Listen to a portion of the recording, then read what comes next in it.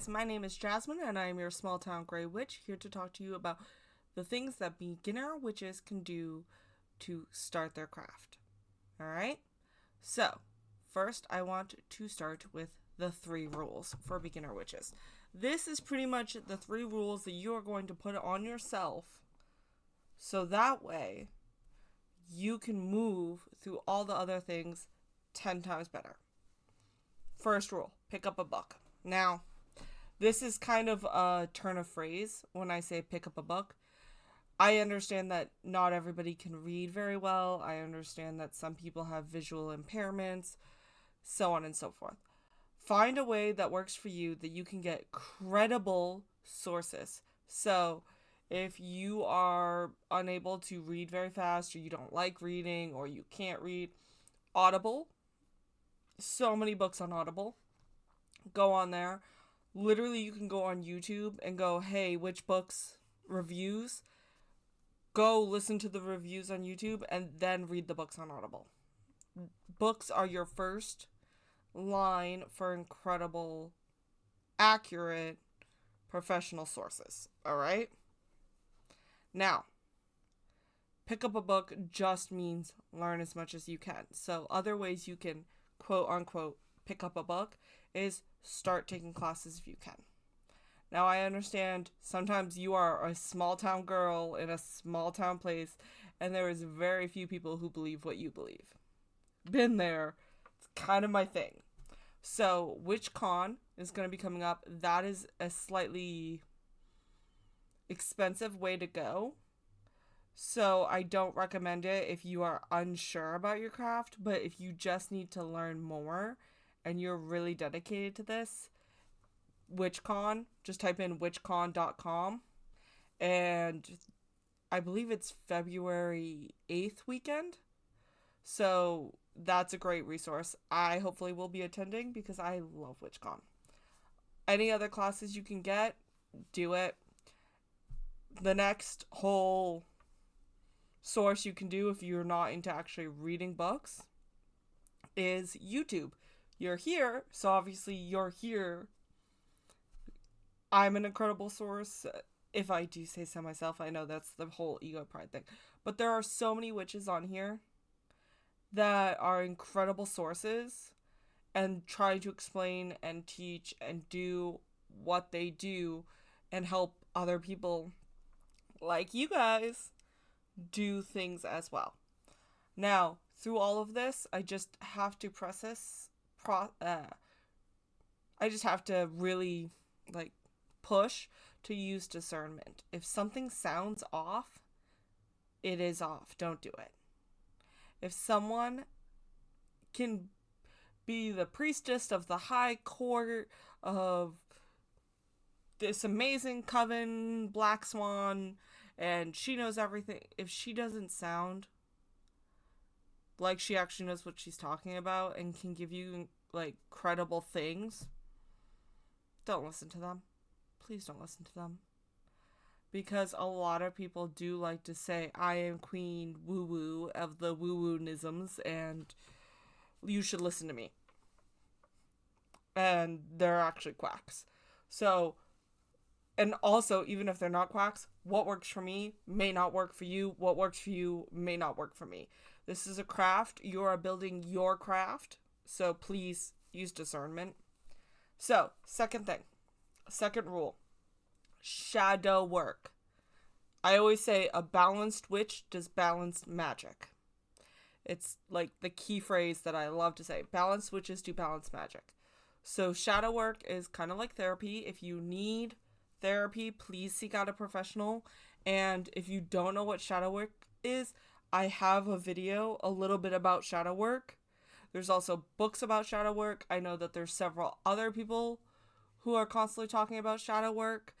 The Lunar Hearth Cauldron.com. She is the shadow work witch. I swear to God. Sissy is the shadow work witch. I will shamelessly plug her website. She's helped me in the actual description. If you need help with shadow work, she is the shadow work witch. She teaches you what it is, how to do it, whole 9 yards. She's the Shadow Work Witch. So I will shamelessly plug her website. I am not getting sponsored by her. She does know that I am an existing human, but she doesn't know that I'm plugging her. Shamelessly. She is amazing. So, note one, if you are a male, sorry guys, she works with feminine energy. So, she asks that all males or identifying male beings do not come in. She won't let you into her webpage. This is a female safe space. It is what it is. But I just wanted to shamelessly plug her in that. All right, practice mindfulness. That's the third rule. So a lot of magic is, we do it already. We're just not mindful about it.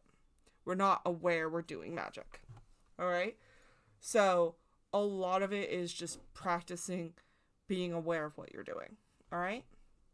So we will get into the practicing mindfulness a lot during as I kind of give you these conceptual things. All right? So I'm going to give you a bajillion ideas on what to do when it comes to magic. Different ideas that a beginner witch can do. And I actually have a cute little list of different things, as you can see right here. And we can go over each one of them. They are in no specific order. I will say which ones are like, hey, you need to do this if you're a beginner witch, and figure it out.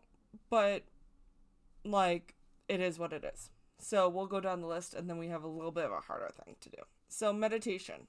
I know that a lot of people have an issue with meditation, but you got to find out what works for you. Even if it's listening to like rock music and shaking your root chakra and that gets you in that zone, do that. But you got to find a way to ground yourself. You got to find a way to calm yourself. There's so many guided YouTubes that it's like ridiculous when it comes to meditation. Listen to music for meditation. I know I almost sometimes go into a meditative state when I drive, aka I drive for a living. So when I'm driving, sometimes it's just so natural for me that I almost go into a meditative state when I drive.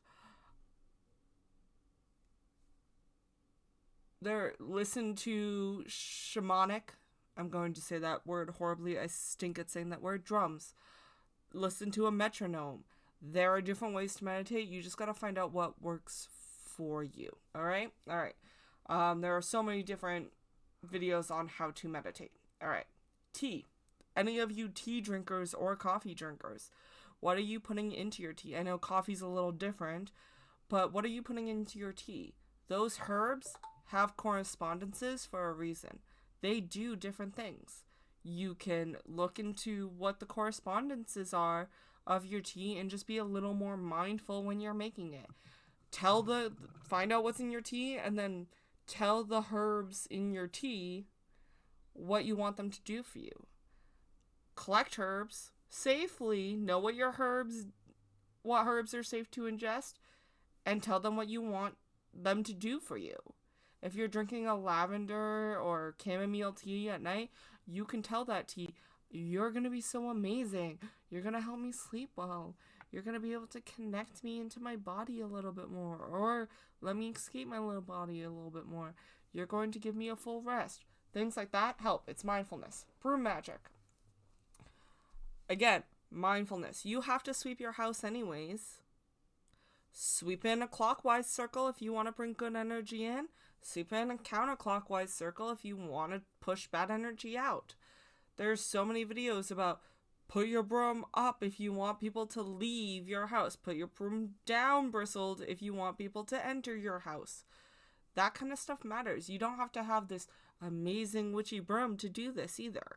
Just make it a part of your practice. Salt cleansing. So salt is really, really great for cleansing. Sprinkle some on your floor before you sweep all the gunk out of your house. That's a great way to cleanse your house. You can also sprinkle salt by your door to keep or put a little salt line against your windows to keep the bad things out of your house. So your mop water. Now again, be mindful about not mixing bleach and ammonia or things that shouldn't be mixed into your mop water. But if you gotta mop your floors, throw a couple lemons in there. Tell them to clean your house and cleanse your house. Throw a couple oranges in there. Okay? Do pine sol instead of bleach, because pine is a cleanser. Things like that are great ways to keep your house cleansed. You know what I mean? Oils and lotions, I put these in down because if you're a winter sprite like me, you're going from winter where it's cold and you're touching everything to warm house with the dry heat. If you're up in the wintry areas, you're a fan of lotion. Like, you're definitely a fan of lotion. What lotions are you using? A lavender lotion? Are you using a chamomile lotion? Are you using beeswax and honey lotion? What is that correspondence? Be a little more mindful. I mean, you use the lotion anyways. You might as well be a little more mindful about what type of lotion you pick up at the store. As you're rubbing your hands, sit there and just be a little more mindful about what you're bringing in or pushing out of your house. If it's a lavender lotion, be like, oh my god, I'm going to be so calm today. I'm going to have just the most peaceful day. My hands are going to stop aching. I'm just going to have a great day with this lavender lotion. Thank you, lavender, for doing this. Okay? Okay. Your altar. For some odd reason, altars literally make beginner witches nervous. Like, my altar has to be so pretty and so aesthetically pleasing, and it's going to be the most witchiest witchy thing ever. No, it doesn't. What some witches will say you need on your altar, and I don't even do this 100% of the time, but what witches say you need on your altar. Something to represent earth, something to represent water, fire, and air. Once you got one of those, it doesn't matter what you put on your altar. Altars do not have to be expensive. Go to Goodwill, go to Savers, go to your local thrift shops. Pick up the cheap stuff. Okay? If you want to put salt on your altar and you need a little bowl, go to Goodwill. Spend $2. Put the salt in the bowl, and then there you go. Really, like, I'm going to be honest. I don't show my altar on here, but usually my altar is what I'm working on. So, I have a chunk of wood right now. I have the oils and sprays that I am using currently. So that's my like, earth and my water. I do have a candle setting for a spell. So that's my fire. And guess what? My air is on my bureau. It's not even on my altar. I have incense burning on a bureau, and I'm like, that's good enough. Because my altar space is small in my place. That's all I got. So I got a bureau over there. I can stick my incense burner over there. Doesn't even technically have to be. I'm sorry. I break the rules. If you know what the rules are, you can break them. It doesn't matter. It's your magic, not somebody else's. Okay? Okay. So really, and then just stick stuff that you want to do on your altar. It's a working altar. If you want to stick a picture of a deity, print out a picture of your deity, put it in a Dollar Tree frame, and stick that on your altar. You don't need a fancy statue for your deity. Stick that. Don't even stick a candle and be like, this is my deity's candle. Get one of those 7-day candles from the Dollar Tree. I know, it's $1.25 now.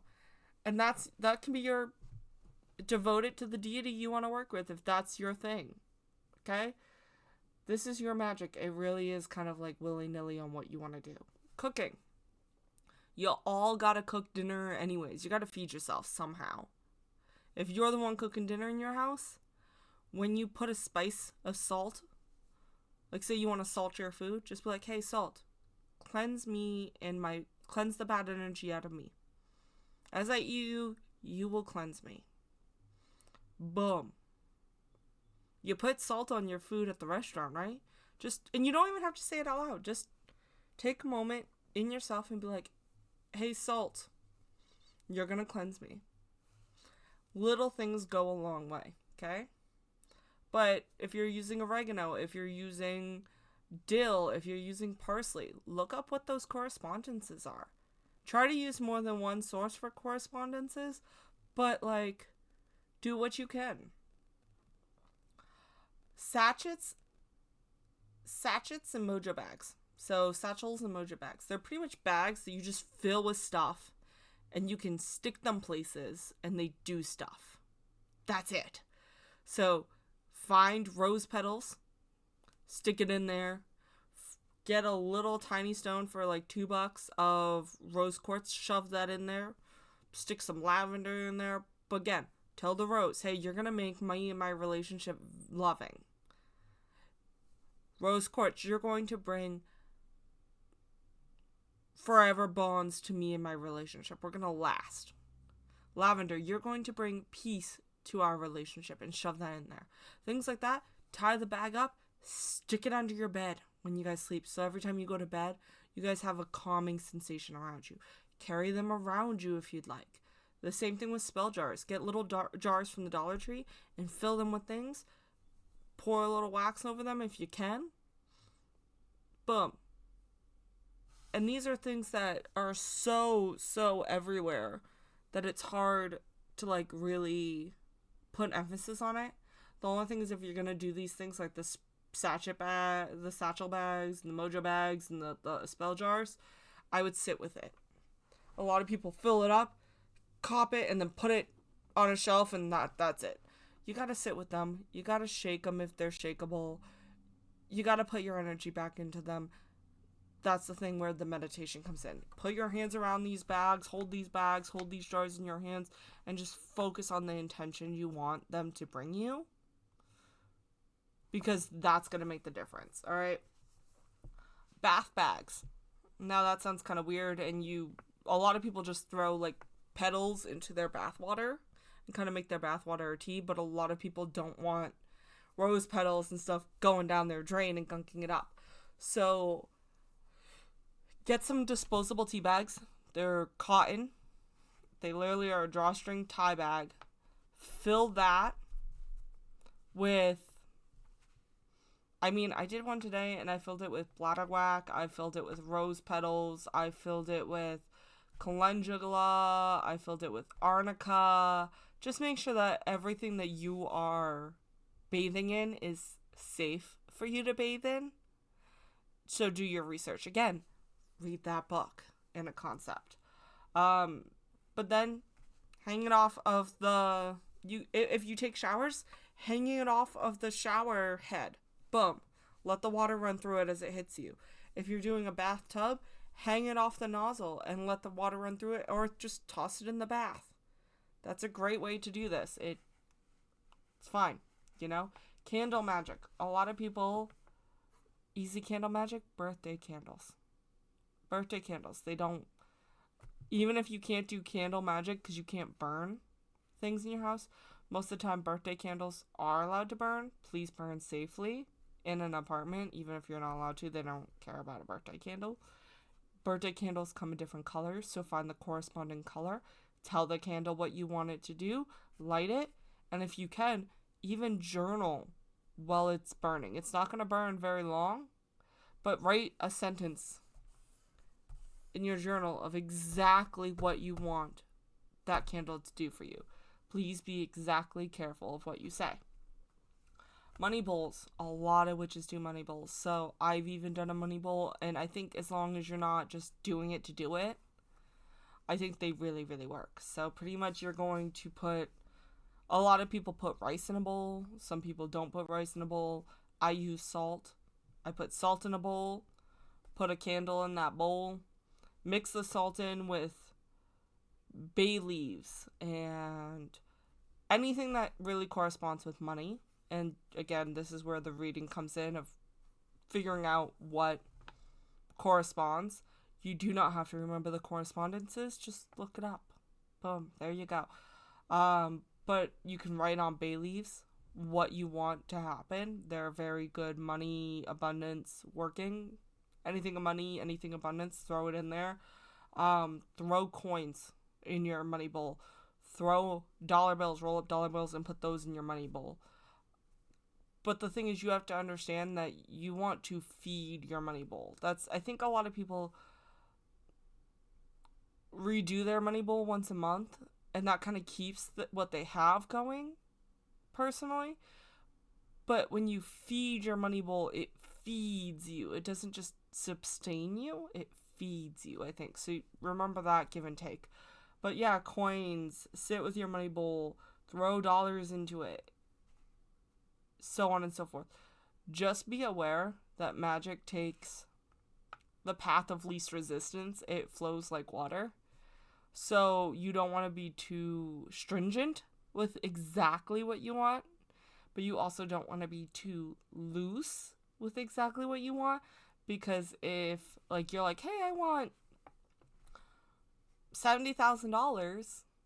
Okay, well, how are you gonna get that $70,000?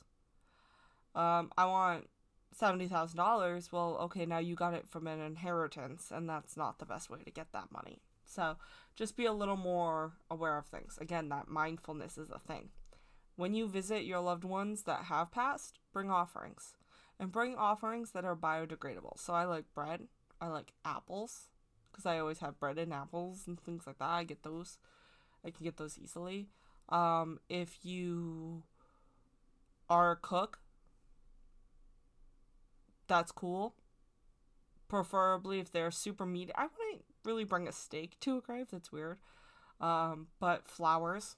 If you're a gardener, trim off some of your flowers. Bring that to a grave. Bring things that you think that they would like. You know what I mean? I'm a big one on bread, apples, fruit, nuts. I know that sounds really weird, but that's what I do because it's biodegradable, and then the animals come and eventually eat it. So I'm actually helping the earth too with the offering. All right. Eggshells. You'll hear the saying that once you become a witch, you will never throw out an eggshell again. So what I do with my eggshells after I crack them, I sit them by the sink, let them dry out for a couple minutes while I make my breakfast and even eat it. Then there's a lining inside the egg. And I'll probably do a short on this or something like that, where you actually peel out the lining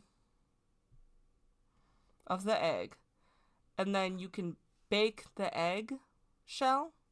So you've already eaten the yolk and the whites and blah blah. There's a lining on inside the eggshell. Peel that out, bake the eggshell, and then mortar or grind or smash them up.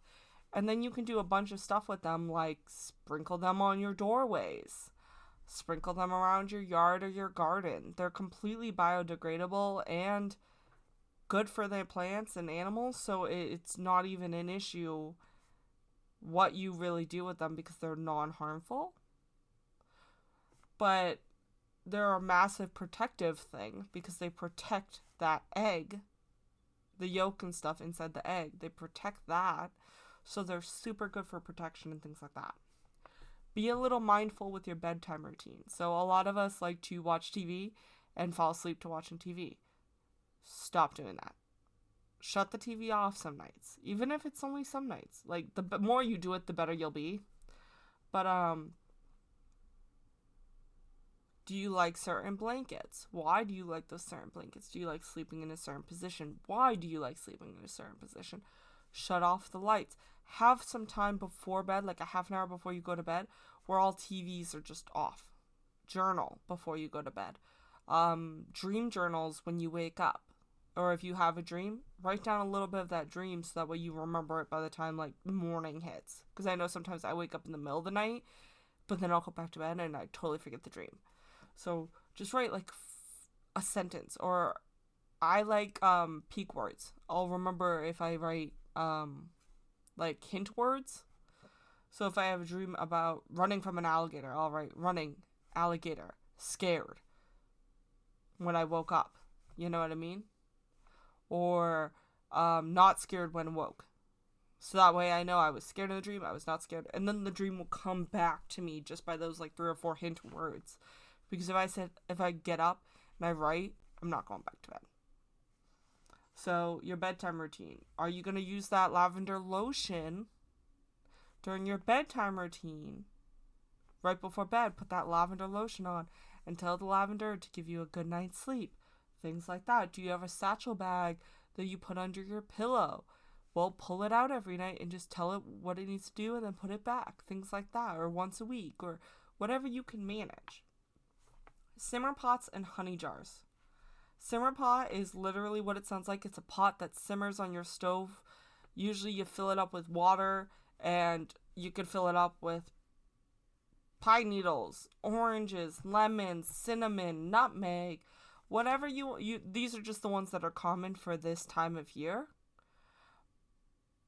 But clove, sorry, that's the other one I always usually throw in there. But you can throw all that stuff into a simmer pot and let it simmer and just keep adding water to it throughout the day. And it will literally permeate all of those intentions throughout your entire home. And it really does make your home smell amazing. So there you go. I know that mint or peppermint is a purification but protection herb. I'm allergic to it from what I believe. Or no, I don't believe I'm allergic to it. I believe that it's a purification and protection herb. I am allergic to it. Sorry for that weird phrasing. But stir your hot cocoa with your peppermint stick. Now, what are the correspondence for cocoa and peppermint? Those are the things that are just about being more mindful.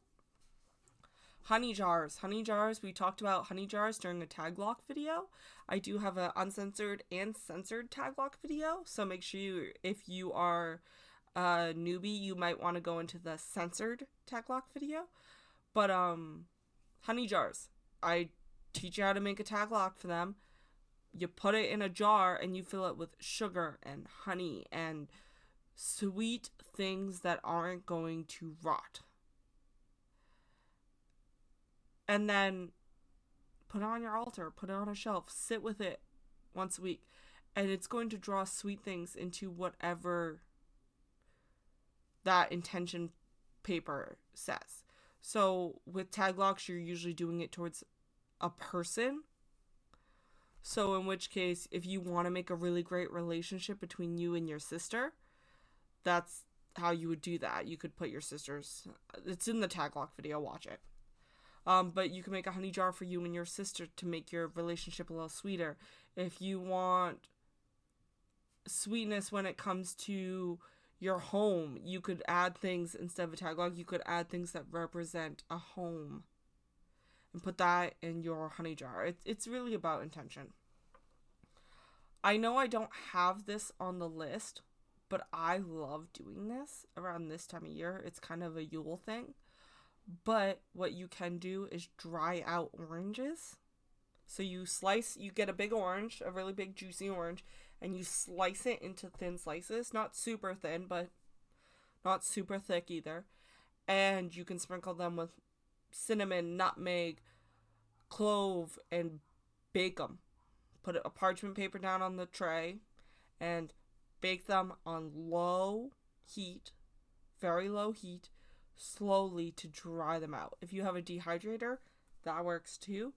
But if you ain't fancy and you got an oven, slide them into your oven and just slowly bake them until they dry. And then you can take a rope, thread it through it, and then actually make a pentagram for safety around the orange. I'm not going to show this to you. There's 1,000 videos on how to do this. And then you can hang them around your house, hang them on your Christmas tree, hang them anywhere you want, and they are a great protection symbol. And they will protect and ward your home. So I didn't add that on the list, but I saw that this morning, and I was like, oh, I forgot about that. Because Christmas is over around here. And by the way, yes, Christmas. Yes, Yule. Technically, I celebrate Yule. I know this is a tangent thing, sorry. I celebrate Yule with my household, and then I also go and celebrate Christmas with my family because it's a tradition with my family who are very much Christian. So I said Christmas tree. I'm sorry. You could say Yule tree. Don't like burn the witch for that bad phrasing. Might be. All right. Now I want to talk to you about things that are a little bit harder. That seems, I just put these on this list because it seems like every beginner witch wants to do these things.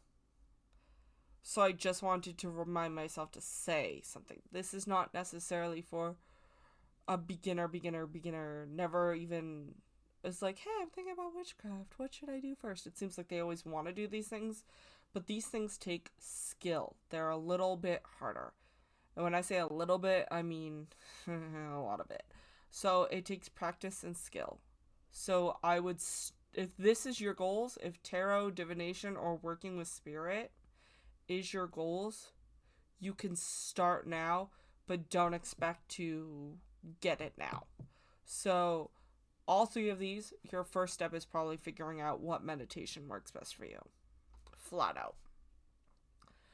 Then, when you do tarot, the first thing I would start by doing is one, start reading what. Now, tarot is a set course. I even have a video about tarot versus oracle. So, but start figuring out what each card in tarot means. There's videos, there's a whole bunch of things. Type in tarot meanings and you'll get a whole list of them. Start by figuring out what each tarot card means. And then I would go to someone who's willing to teach you how to read tarot. And the main people who really, really work with tarot will teach you, yes, what the cards mean. They'll teach you what the cards mean. But they will also try to teach you how to read the cards within a sequence or story. And you may not know what I mean by that, but you'll know what I mean when it comes up, okay? So just look for the teachers who, yes, teach you the card meanings, but also teach you how to read them in a sequence or story, okay? All right, divination. So I have a whole, and working with spirit. Now, divination, I know tarot is a form of divination, but look into scrying, look into pendulums, look into mirror scrying, look into tarot, look into oracle, look into water scrying. There are so many different ways to do divination. Ouija boards. So many different ways. So try to figure out what works for you. Okay? Okay. That's why I put that up there. Look into the different ones. Look into how you do them. Look into that. So on and so forth. And as long as you've already protected and warded your house, go for it.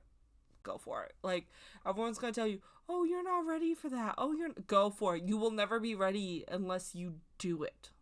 So, working with spirit or learning your psychic gift.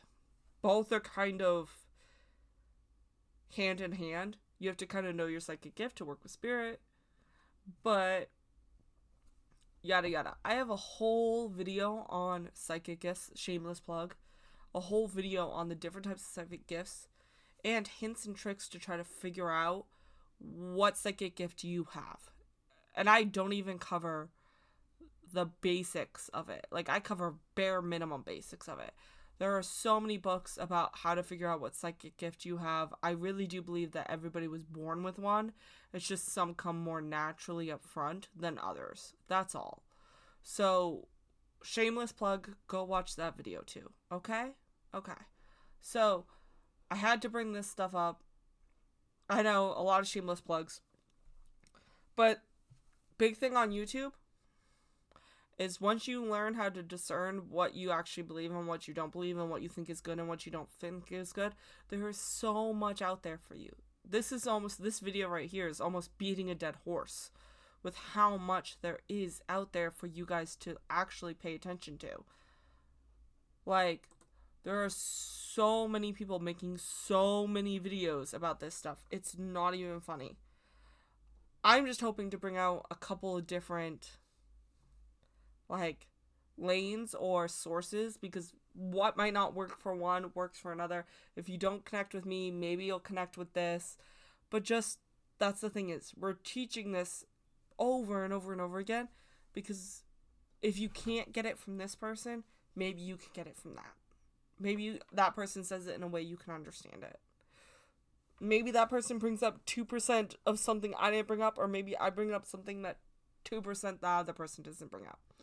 So, that's why we keep beating a dead horse and bringing this up to you. Plus, you guys seem to want it, so shameless plug time. If you are a very beginner, which I've been trying to hit the 101 tasks and the 101 concepts first on my channel. So we literally have a video on here already labeled Witchcraft for Beginners. We have Grimoires versus Books of Shadows. What's the difference? We have Angel 101s if you want to be a witch who works with angels. We have a little bit about shadow work as a video on this channel. We have what is your psychic gift on this channel. So like go out, type in, search on YouTube. I'm trying to cover it all, but like so many people have covered it too. You got this. You have so many resources at your hands. It is unbelievable with today's day and age how many resources you have due to just the internet.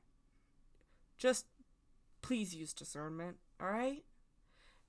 The other thing is, don't let people tell you, oh, this is for beginners, you'll learn that eventually. This is for beginners, you'll learn that eventually. I want to know how I can start learning it now. And I've said that to people. They're like, oh, well, that's not really for beginners. And I'm like, okay, then